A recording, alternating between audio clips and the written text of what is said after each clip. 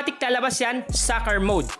Long press natin, automatic, makikita nyo dyan may game pala dito na nakatago. So yung mga ka-Mindtech, may tuturo kasi yung hidden feature dito sa ating Facebook app na baka hindi nyo pa alam or hindi nyo pa nasusubukan. So paano nga ba i-activate yung hidden feature dito sa Facebook at ano nga ba yung makikita natin doon? So ang gagawin nyo una is kailangan nyo muna i-update ang inyong Facebook application in case man na hindi pa updated. So para ma-update, pumunta lang kayo sa Play Store. Click nyo lang yung Play Store, then pumunta kayo sa may search bar, i-type nyo lang dyan yung Facebook. Once na may makita kayong update katulad nito, i-click nyo lang. Para in case man na may mga bagong updates, may mga bagong features, may mga bagong settings, automatic magkakaroon ang inyong Facebook app sa inyong device. Once na tapos tayo mag-update ng inyong Facebook application, pumunta na kayo sa may Facebook app. So i-click natin tong Facebook app na to. So ngayon, ano nga ba yung sinasabi ko sa inyong hidden feature dito na baka hindi nyo pa alam? So may na-discover ako dito mga ka-Mindtech na i-double tap mo lang dito yung word, automatic may lalabas na dyan na hidden feature. So ano nga ba yun? At paano nga ba gawin? So kung mapapansin nyo mga ka-Mindtech, sa bandang taas may nakalagay na word na Facebook logo. Ito yun, Facebook nakalagay. Kung mapapansin nyo, simpleng word lang yan na Facebook, pero hindi natin alam pag dinouble tap natin yan is may lalabas dyan na hidden feature. So ngayon subukan natin mga ka-Mindtech, i-double tap natin ngayon yung Facebook na logo. Dapat mabilis ha, double tap na mabilis, hindi mabagal. So double tap natin mabilis, 1, 2. Automatic lalabas yan, soccer mode. Nakalagay dito, soccer fans, this one's for you. Celebrate the biggest game on earth with in-app surprises. Double tap the logo to turn on or off.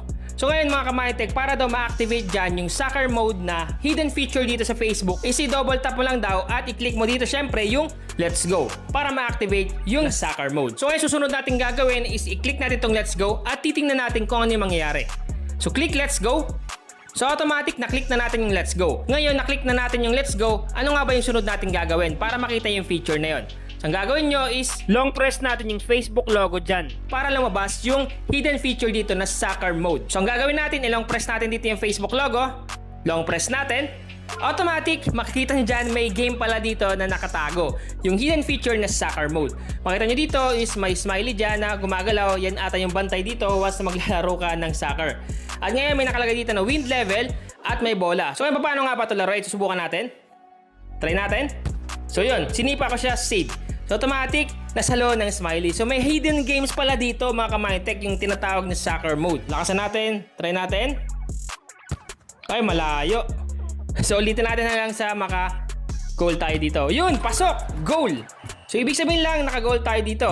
At may automatic score tayo na 1 and best 1. So ganun mga ka-Mindtech, yun yung hidden feature dito ni Facebook bilang pag-celebrate daw sa soccer na game is meron siyang built-in soccer game dito sa may Facebook logo na pag dinouble tap mo is ma-activate siya at pag nilong press mo naman after ma-activate is automatic malalaro mo na itong soccer game dito sa may Facebook. So ngayon halimbawa gusto mo na ito i-deactivate, walang problema. I-click mo lang dito yung X button sa may bandang taas sa kanan. Then i-double tap mo lang yung Facebook logo dito para ma-deactivate siya. Double tap.